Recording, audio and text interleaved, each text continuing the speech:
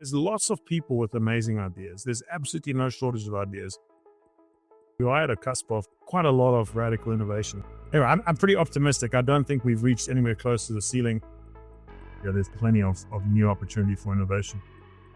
You have to be okay with failure from time to time.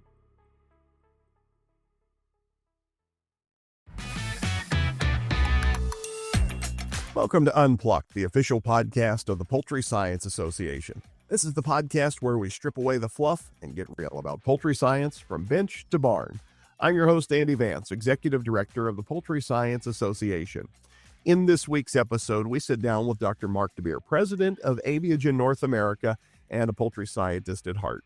From his early days in South Africa as a lad to leading one of the world's largest poultry genetics companies, Dr. de Beer is going to share with us how his career rooted in animal science and nutrition has helped shape his approach to leadership, innovation, and global food security. I'm tickled to have Dr. de Beer on the program. We've known each other for a number of years, and Marc was our keynote speaker last year at the inaugural PSA Professional Development Conference. And Dr. de Beer, I've got to say, your talk there really was the inspiration for this episode, because I love your story of how you got into poultry science to begin with, what your goals were as a young person, and then how your career path has progressed to where now you're one of the industry's top leaders.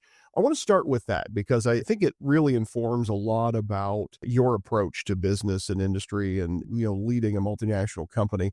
Would you give us a brief bit of background in that piece of the Marc de Beer story of how you went from being a kid in South Africa to being the leader of a major poultry genetics company? I lived in a very small town, or grew up in a very small town in a part of South Africa called Zululand, and really was not involved in chickens at all. Agriculture was all around us, primarily sugarcane actually, but finally worked my way through high school, got to college and studied animal science because I thought I wanted to be a game ranger.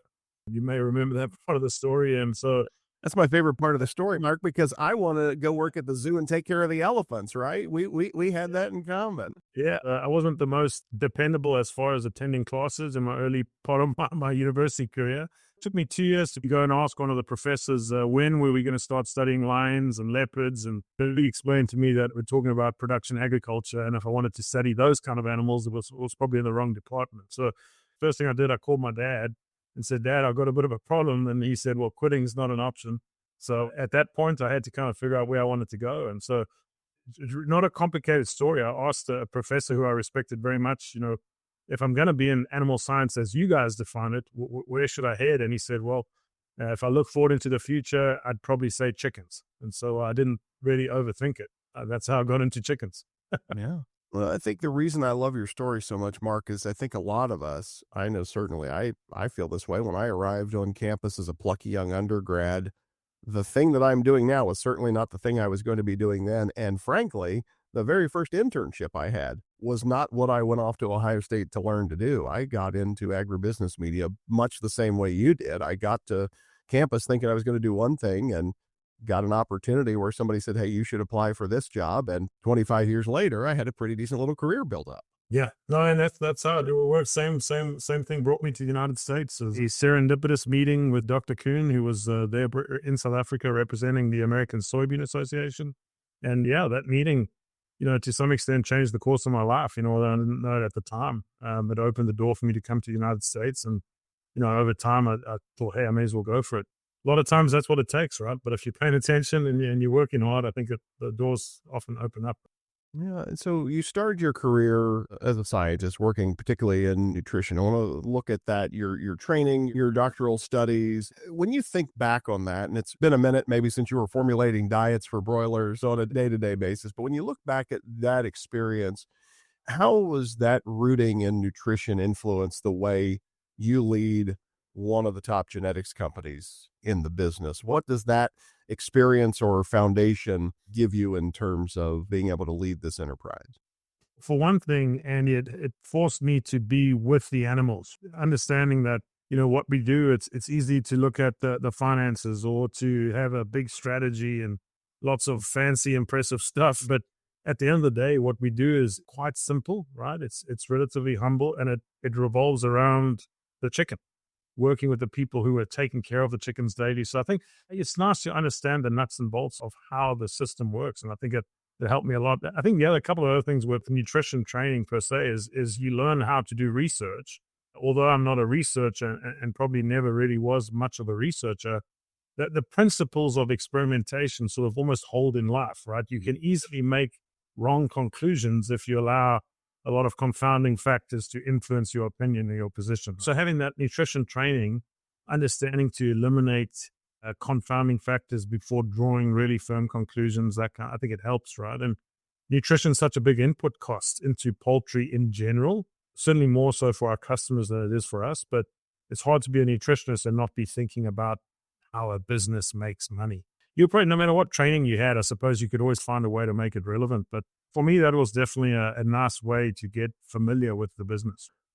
And Mark, I love that perspective because if you study, management philosophy or, any of the, we could be looking at Jack Welch's rise to power at GE or any of the great CEOs. There are a lot of different routes to get to the C-suite, but I think where you started in those routes sort of informs how you approach leadership. I want to think about your career path a little bit. You started at Aviagen here in the upper echelons of leadership, but you haven't spent your whole career there. I love your perspective on how you evaluate opportunities. And I wonder if you might share a little bit of that philosophy and your experience for folks who are listening here, or maybe younger or mid-career folks, how you have at each of the stops along the way evaluated when to take an opportunity or when to explore your options. In my experience, it certainly wasn't planned. When you get opportunities, they force you to make difficult decisions, but it's almost a privilege to have to make those difficult decisions, right? It's a little bit like a sports team that has lots and lots of good players.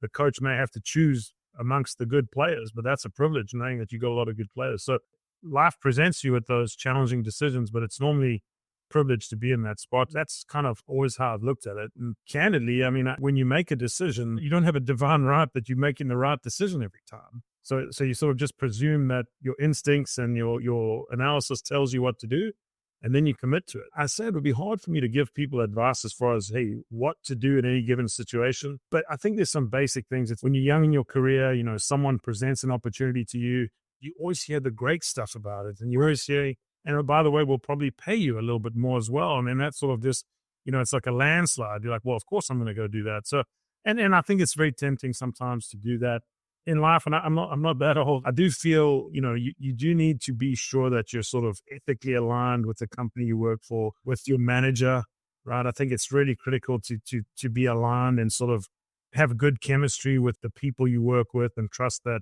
nothing you're going to be asked to do is going to run counter to your own personal ethical values. Although that doesn't seem, as you evolve in companies, sometimes that can happen. Pressure is pressure, right? And so when you're faced with those decisions, I think, you've got, whether you depend on your faith, whether you depend on your family, I would just say be true to yourself and try and get to what really matters to you and focus on that, That's such great advice. I want to dive a little bit into innovation. You mentioned earlier kind of the scientist rooting in experimenting and maybe being thoughtful and curious. Would you share with us the state of the industry today, if you will, on the convergence of genetics, nutrition, technology, the focus on all of the different things, whether it's AI, big data, machine learning, and so on. What are you seeing as the kind of the macro trends or issues or innovations in poultry science that are most intriguing to you right now?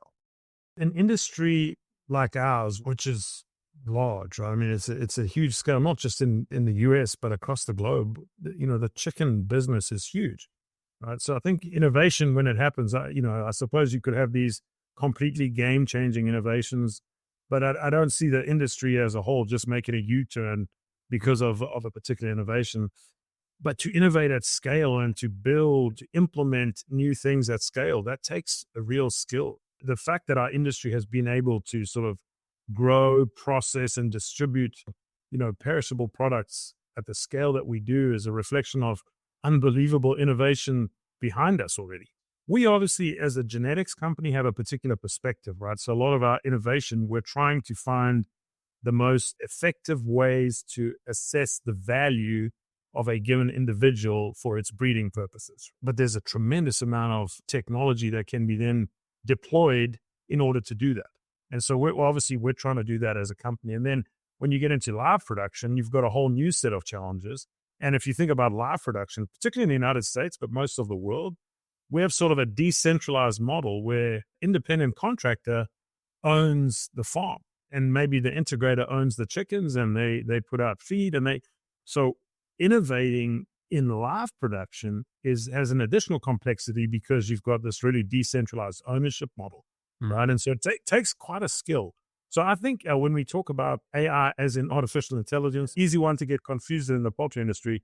I think it takes quite a lot of courage, actually, right? There's lots of people with amazing ideas. There's absolutely no shortage of ideas, be that in nutrition, be that in animal health, and then other forms of technology, management, equipment, sensors, etc. And it fits in certain places better than others, but a little bit of courage to invest at risk, because anytime you innovate, there's a certain risk profile. But if you take our knowledge and you harness that and then marry it up to people who have those natural skills or those training, then I think we are at a cusp of quite a lot of radical innovation. I think whether that's in processing, whether that's in live production, I mean, then, can we stretch the genetic benefits and enhancements further down the line? We've tended to focus on live production and yield, whereas I think there's quite a lot of other traits that come beyond that that might be actually interesting, and they might have a heritability component. So anyway, I'm pretty optimistic. I don't think we've reached anywhere close to the ceiling. I think you'll see that coming forward here. There's plenty of new opportunity for innovation. Well, and you mentioned there kind of our focus has tended to be on those production output traits, yield in particular. And part of that, I think, is we've been focused as a agriculture community for most of your and my careers on this idea that we're feeding a growing population, right? We've got to feed the world. My sense is that, poultry globally, it's a pretty great story to tell in that regard when it relates to global protein security. But I wonder if you might share a little bit, as somebody who's operating in the genetic space and has a pretty good global perspective, what your thoughts are on how poultry is positioned today to kind of continue filling that need for providing protein security around the planet. Yeah, absolutely. I mean, I think it's most people in our industry have a pretty high level of confidence that chicken meat in general is very well positioned to tackle that problem. And then the question is why?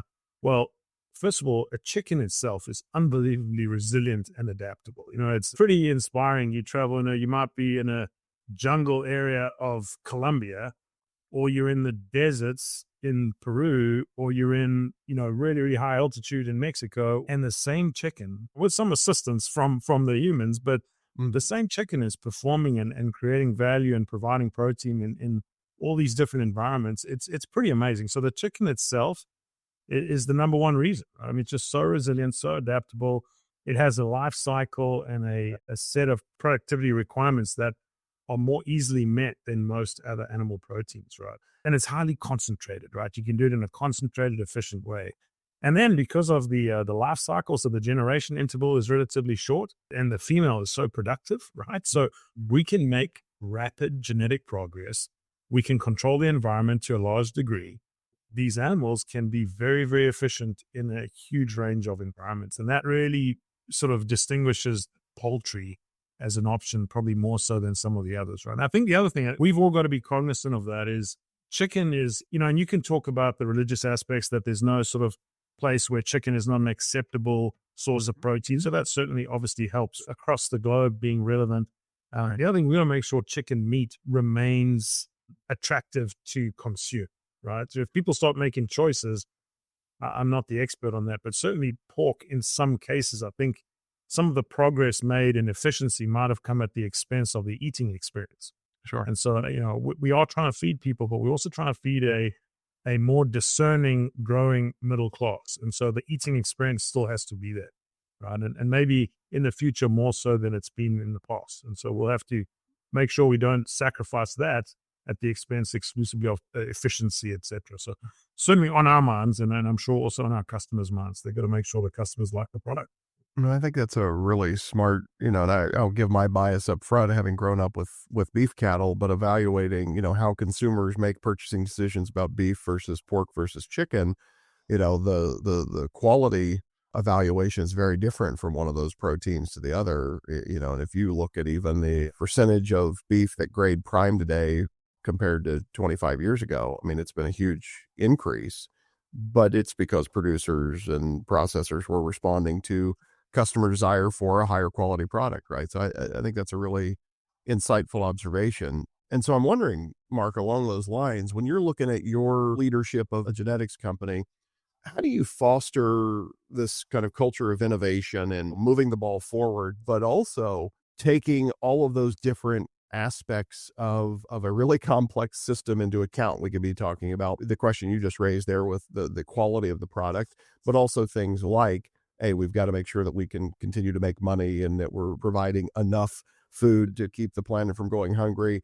Oh, and by the way, people might also be concerned about things like animal welfare and environmental sustainability. There's a lot of benchmarks you might be asked to try to measure and hit. How do you balance all of that as a leader in this space and keep the ball moving forward? I mean, for one, we can't lose sight of what we're trying to achieve, right? Change or innovation for innovation or change's sake isn't always, the right approach. And so I think making sure we recognize what's valuable to our customers, they'll tell us what's valuable to a consumer, right? So being able to focus on the right things. And I think we're fortunate in that we don't have a lot of distractions. We sell day-old baby parent stock. That's what we do. We won't deviate from that. That's what our business is. And so we're not looking to diversify into parallel lines of business. From that perspective, we can keep it very simple. And we're very authentic about what we do and what we can achieve. As far as trying to foster innovation with our people, we try and hire for curiosity. It's sometimes hard to assess, but we'd like to try and keep hiring in curious people, rewarding curious people who ask a lot of questions. And then I always challenge my team and myself, to be honest. It's easy, like pressure comes and you got a lot going on and it's easy to get caught up in all the details of every day. Someone's got to be thinking about next year and someone's going to be thinking about the year after that. And so, take some part of your job and say, most of my job is about doing what we do really, really well. Yeah. But there's a portion of my job or our job, which is about figuring out how we can do it even better tomorrow or the next day.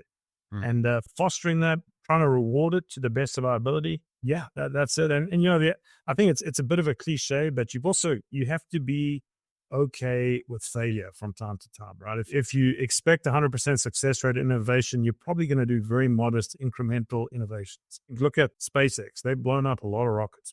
Wow. They're leading the world in space exploration, but they've blown up a lot of rockets. And we're not luckily blowing up rockets, but we probably do have to, sort of, as an analogy, we probably have to blow up a few rockets if we really want to move the needle. Perfection's an unattainable standard, right? Every time we talk, I'm inspired, Mark. And so looking at your leadership philosophy, I'm curious, when you're talking with colleagues or future leaders, how do you define leadership? You've talked about teams a lot, so I know that's a really important part of your story and building great teams around you. But I wonder if you might share a little bit with our audience some of your leadership philosophy and what success looks like in that vein. I think you can obviously read a lot of books. There's hundreds of elements of good or successful leadership. And I can only speak from my experience. And I think some may say, no, I disagree. But for me, I always see two things as almost being sort of indispensable as it relates to leadership. One is a vision. If you're going to lead people, the very least you owe them is to tell them where you're going. Right? And I think people want to be led. All of us want to be led, but they need to know where we're going. And I think people deserve that. And so leaders have to be able to tell us where we're going. The fancy word for that is vision. It doesn't have, in my opinion, it doesn't have to be all that fancy, but we do need to know where we're going. So that's one. And you got to sort of be able to elaborate on that vision so people get excited about it. Because if you think about it, leadership very much implies we're going from somewhere to somewhere else, right? And so in order to get people to go there, you're going to make them want to get there. The second piece that I think is I don't think you probably get away with it a few times, but over the long term, self-awareness or just knowing who you are I also think eventually will become indispensable to good leadership. So we're not perfect, right? We're not going to make the right decision every time. And if you're asking someone to go with you somewhere where they would not otherwise have gone, in principle, they must trust you. They need to trust you. They don't have to necessarily like you. You don't have to be the perfect communicator. You can make a lot of mistakes, But if they trust you, they will follow you, or they will have the option at least. If they don't trust you, it's not an option. Even if it doesn't go well, I want to know this is a person who has our best interests at heart. This is a person who's just trying to do the best for our team. And so no one's called to be perfect, right? No one's called to get it right every single time. So self-awareness, and I had a really spirited conversation with one of my teammates earlier this morning. He said something that was one of the most rewarding feedback that I ever received. He said, when we disagree, I know you'll listen and frequently take my point of view.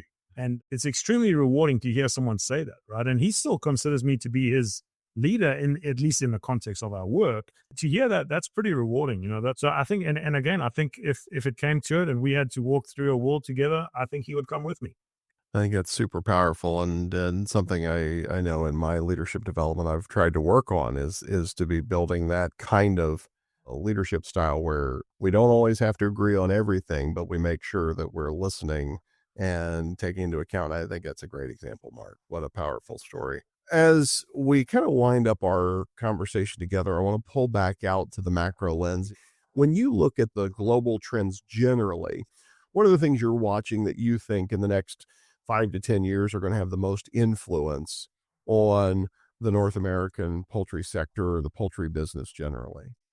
I wish I could see the future clearly and know exactly what would have the biggest influences. Look, it's very topical right now to talk about trade and geopolitics and disease. So my view is we can't predict exactly the future, but if you use the past as a bit of a predictor, being really good at all the things that matters to our customers or the consumer is still going to be a winning formula, right? So they want affordable, safe, high quality product that provides a good eating experience. I don't think that's going to change, right? I think we've succeeded on that basis. So then it's like, okay, what are the building blocks in the future to continue to do that? Much as I love our industry, we don't have like a moratorium on all the good ideas. I would love to see, and we're trying to do that, where you bring people from other disciplines, sort of inoculate ideas from different worlds into ours, and be that different geographies, different living experiences, different viewpoints, different industries, different educations. The underlying value of what we do, I don't think is going to change. How we do it and how we win doing it might change. Bringing ideas from industries that maybe have different approach to innovation is going to be helpful for us. And I see more of it. I think our industry is more receptive probably than it's ever been. I think it's going to happen one way or another. We just have to, try and get our nose a little bit towards the front of the race. When you look at that 5 to 10 year horizon, what do you see as both the biggest challenge and then the biggest opportunity in the poultry genetics space? Or what keeps you up at night, but then what gets you excited when you get out of bed in the morning, as you look ahead?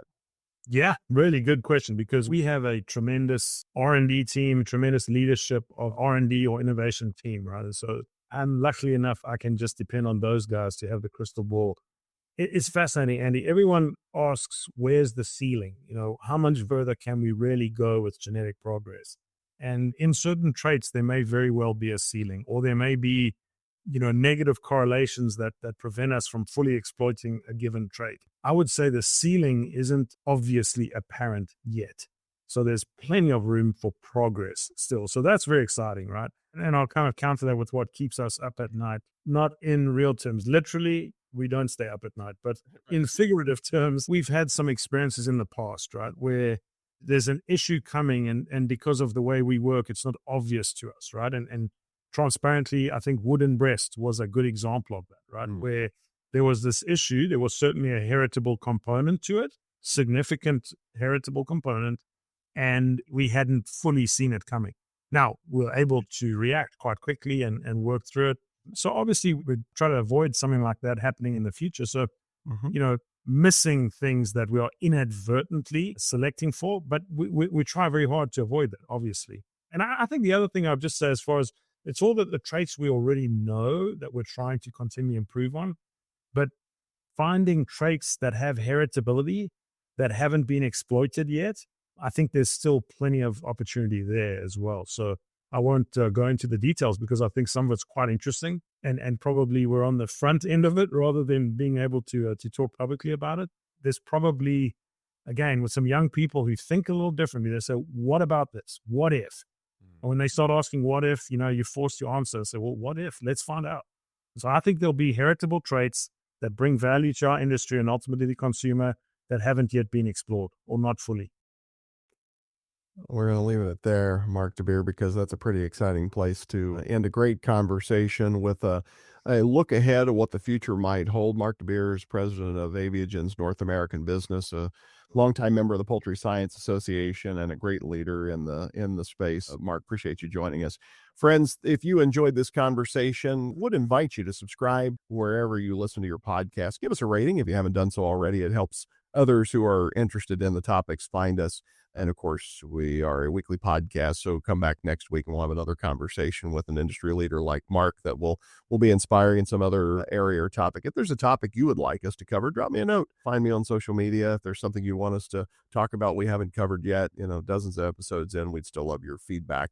Time is running out. If you haven't done so, I'd love for you to register for our inaugural Pacific Rim Scientific Conference. PSA will be in Macau this October. Got a great scientific program together. Promises to be the premier event of the season in the region for discovery, discussion, and dissemination of the poultry sciences. Love to have you join us in October. If you go to poultryscience.org, click on the meetings and events tab, and you can register for the inaugural PSA Pacific Rim Scientific Conference. Until next week, for the Poultry Science Association and Unplugged, I'm Andy Vance.